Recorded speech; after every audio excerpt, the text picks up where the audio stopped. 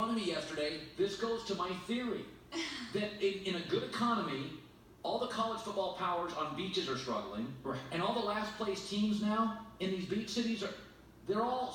So your theory is in port cities, you got to have a disciplinarian. The players are going to get in trouble. They're going to get. There's too much to do in Miami. You got to focus them on. Look, Miami's one of the worst teams in the National Football League in rushes and completions. The rushing carries added to the completions. It's Bill Parcells' favorite stat of all time. He looks at it every week after every game. They're the last on defense and the last on offense. They're poorly run. They're poorly designed. There's no toughness. Stephen Ross is sitting there and he changes between Joe Philbin. He needed a disciplinarian. He didn't need more ideas on plays. I'm not beating up on Adam Gase. I think Adam Gase in time can develop. But this job is way big.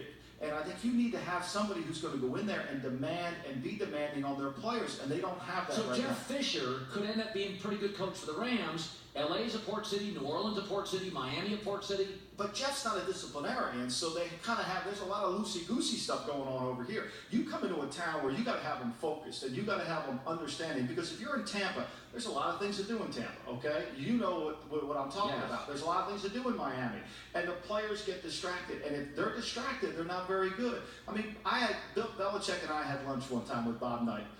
Back when he was the head coach at Indiana, and he said, you know, if I could just keep them all in a monastery, I would have them all the way I wanted. But I can't, so I've got to control what they do outside this building.